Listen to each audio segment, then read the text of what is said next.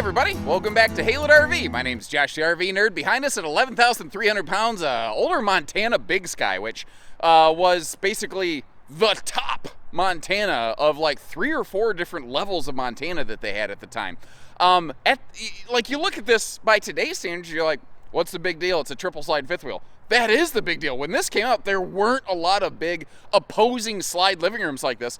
And actually, that's one of the things I love about this floor plan is it's just as much of a middle living as it is a rear kitchen, but it's got like a little corner office desk. There's so many things in this classic floor plan that people are begging for in today's market. I think there's still a few manufacturers, like maybe, I think like Avalanche makes something like this. I know somebody still makes something like this. Somebody help me out in the comments section. Let me know the model number, the one that I'm thinking of and I can't remember. For its age, it's not bad. I was going through my notes within the last 3 years. New refrigerator, new water heater, new furnace. So I mean, systemically, it's in great shape. It has an onboard generator. You might see in that front compartment there. That was tuned up as well. My notes indicate the tires are 3 years old, but the date code on the tires doesn't line up with that, but they look fantastic, so that's something that you might want to investigate in person. I'll also tell you, it needs a deep cleaning, so you might be going, well, dummy, why haven't you done that then? And the answer is just basically, we haven't gotten to it yet. And that's kind of one of the things I want to mention. Like, I don't mind showing an RV that needs a cleaning because I think it provides an extra level of clarity and insight to a potential next owner, giving you a little bit better idea of the history of this. I would prefer to show you a nice clean camper. I think you would prefer to see one of those, but at the same time, wouldn't you also like to know like the real about this thing? Wouldn't you like to know how it was really used and not just how it was cleaned up and displayed? So I don't know. I think there's value to both things, but it's funny. I often get criticism for that. They're like, Josh, you're so middle of the road. You never have a definitive answer or anything. That's because there's different ways to look at it. I just want to present the information and give you an idea. Because like I could just stand here, I could take pictures, but for the most part, you don't really see stuff. But if you look at it a little bit closer, there's definitely some spots here. This needs to get cleaned up. I mean, just without question. Now, I'll tell you too, with the way that stuff has been selling almost immediately lately, especially in our used market, it's possible that if you come to visit this RV within a day or two of this video posting, we may not yet have had a chance to get this through our cleaning schedule because we have a lot of RVs that were already scheduled to get cleaned here. It's possible we haven't done that yet. And if that's something we need to do before you take it home, that's fine. If you say, well, I tell you what, I'm not opposed to spending a few bucks on some cleaning supplies. I could clean that myself. Can you work with me a little bit on that price tag? I mean, we're reasonable people. We're willing to work something out. But enough about all that. I love this layout. How many people are asking for offices and desks and travel accessibility and good kitchens and awesome living rooms? This floor plan does all of that.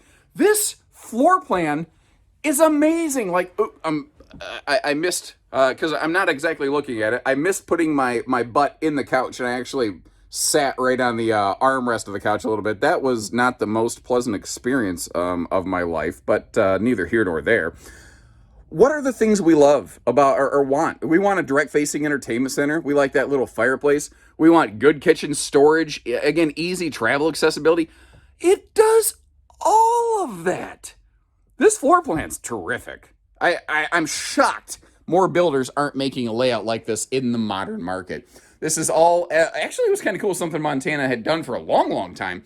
It's a molded one-piece countertop and sink combo. So there's no little seams where water can kind of sneak in there. I love the window coverage on this, and maybe if this floor plan has one Achilles heel, just from a design standpoint, it does have very limited door side window coverage. You got one there on the kitchen slide, you got one back here in the kitchen corner, but it definitely doesn't have the big plethora of door side windows, and maybe that's really kind of the thing that's sort of held it back over the years. You know what I think would be really cool though? I don't see why this floor plan couldn't effectively be flip-flopped I would be very interested to see that in the modern marketplace. This is a cool model. Now, that is an 8 cubic foot gas electric fridge freezer. This was made long before the gigantic mega fridges had existed. And this little lower deck to upper deck interchange over here is interesting. You have this corner almost like curio cabinet or something like that. And I've always been a sucker for those big skylights up there. Now, up top here, the big XL vent fan, it looks like a couple of the corner screws have unfortunately seen a little bit better days. It looks like maybe 1 or 2 of them have been repaired at one point, but one of them still needs a little bit of love.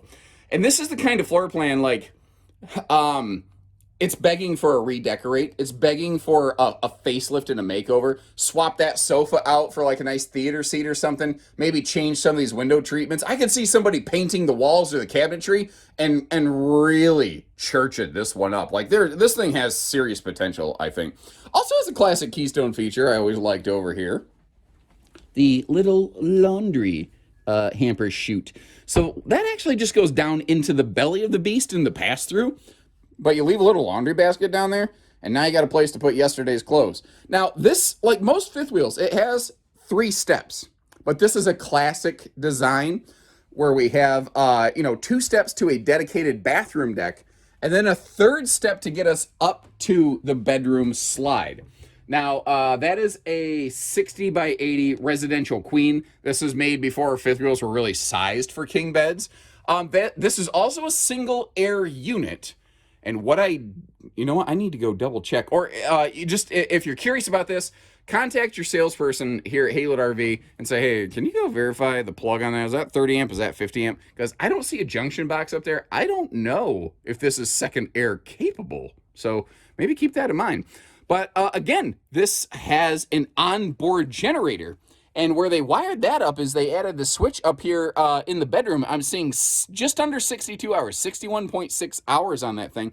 And it's a propane generator. So if it doesn't get used frequently, that's not a big deal. It doesn't gum up the carburetor. It doesn't rot out everything. The plugs don't get all gummed up. You can ignore a propane generator for a long time, and it'll just fire right up when you get there. Chug a few times, and then boom, you're good. I gotta ask you, you down with POV? And if the answer is yeah, you know me, then you know that I like to actually put you right in the driver's seat. Like, give you the view from the headboard, give you the view from the sofa like we did, from the areas that you're going to actually sit down and look at. I don't want to just stand in the corner of the RV waving a camera around. Anybody can just make something look good, with a wide-angle lens. I want you to get to see the real deal of Evander Holyfield on this thing. And part of that is acknowledging the fact that this is a classic split bath design. Now, it does have a double sliding hard privacy door. You do fully enclose the master bedroom. But say that's a sleeper sofa down there. If you choose to, leave it a hide-a-bed or something like that, if you have a guest or you throw an air mattress on the floor, if you decide to swap it out to a theater seat and redecorate or something like that, it's nice to know that people don't walk into the bathroom and watch you breathing or something like that. The benefit here is this design offered in its time more headroom in the shower space and whatnot, and it did so at less cost and less weight because vehicles did not used to be quite as capable as they are now. This is also one of the interesting things here. At the time this was made, you couldn't just assume every big fifth wheel had giant washer-dryer hookups like this one does. That's actually a really outstanding thing to find on this, although you can see the previous owner didn't do that. They just used it as a sweet extra closet space. A little Dr. Pepper. Little sweet, love the closet space. Yeah. Let's close her up, shall we? And I tell you, one of the more surprising aspects of this design is actually its travel accessibility. Even though I really consider rear kitchens and kind of this layout very specifically good for destination use, because of the location of the refrigerator and whatnot, and because it's this rear peninsula, which I really like.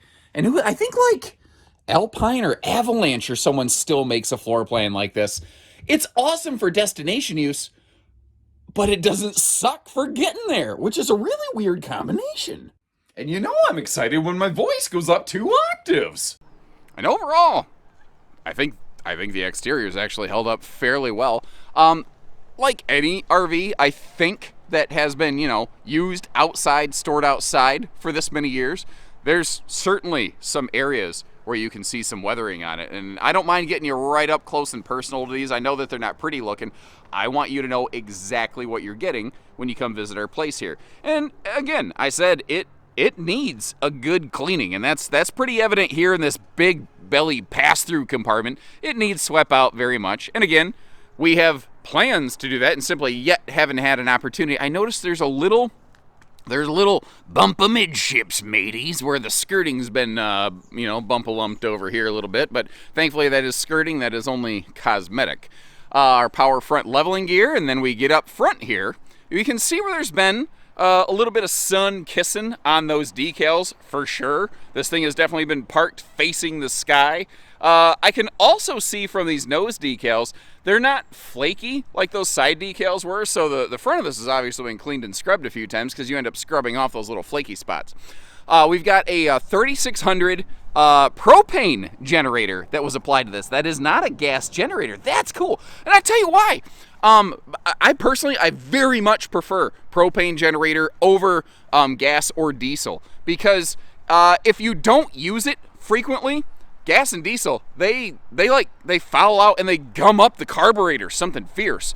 Propane burns so much cleaner. It's an inert gas on its own. So it doesn't really tend to rot the generator components when it's not being used. You can come up to a propane generator you haven't touched in a long time, fire it right up. I don't know if you've ever gone through and opened up and cleaned a carburetor, despite the fact that I'm a nerd and, I'm a Dungeons and Dragons and Pokemon nerd. I grew up riding four-wheelers and stuff, and I've cracked open a couple carburetors, and, I've seen the difference in what those things make and do and look like. Oh, now the tires. So my notes from my manager said these tires and wheels had both been redone in the last 3 years. And on a visual inspection, that checks out.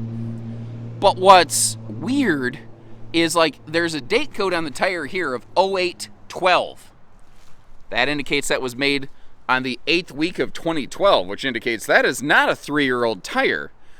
So I don't know if those are old tires that were just swapped on. I see a matching spare under the belly there, still has a fresh sticker on it. I'm really confused by that because I don't know. Maybe some tire shop had some old tires laying around, or I don't know. I'm very perplexed by that. I don't always have all the answers, and if I don't have all the answers, my goal is to at least give you the information to ask questions. And frankly, I've learned that there's so many people who are so much better at certain things than me on this stuff. I don't mind sometimes saying, I don't know everything. All right, so I've done 2 perimeter walks and whatnot and walked around the skylights. I can't find anything wrong with the roof. It looks like this roof has, over the years, been properly maintained. It's been cleaned and conditioned at least once a season. It is a little bit older, and it does need a decent cleaning right now. And I have noticed there's a couple little spots, there's a couple chimney caps that need replaced, but that's the worst that I got. There's 2 chimney caps that need replaced. You can see clearly when it needed it, where it needed it. They have done peeling and resealing around fixtures as needed. These are none of this is original factory sealant. This RV has gone through at least one full peel and seal process, which if you don't know what that means, peel and seal sounds like, oh man, they had to peel the whole roof off. Peel and seal means scraping off the old putty and putting down new Dicor, new self-leveling sealant. It's gone through that process at least once or twice, and obviously proactively, because there's no soft spots, there's no damage, no signs of leaks. Again, there's just a couple little spots like this where it needs a new plastic cap put on the roof. And it occurs to me as I stand on the top of this trailer, I never showed you anything under it, but Montanas basically always have had enclosed heated bellies, that longer seasonal kind of use. They've always been made for that sort of thing. So, but just in case you were aware, yes, this has all that stuff. So what do you think? She's got a couple rounds on her, but I love seeing these older units come in because you actually really get to see how they're built, how they hold up.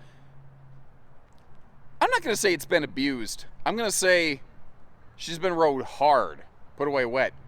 And for the most part, she's pretty much good to go, I also like seeing where the previous owner went through and had replaced and updated some of those appliances. So they definitely made sure she got what she needed where she needed. And that onboard generator is a hard find. This, frankly, is a sneaky, good budget full-timer right here. Or if you're just looking for a big thing to park on a seasonal site, we could deliver this out. You don't even need a vehicle. We can just park it wherever you want. You let us know. We'll get you camping. Short of that, love to meet you. And if you haven't done so, if you appreciate the fair way, the transparent way that we approach this stuff, hit that subscribe button and like our video. And until next time, take care, stay safe, have fun, have a great day, everyone.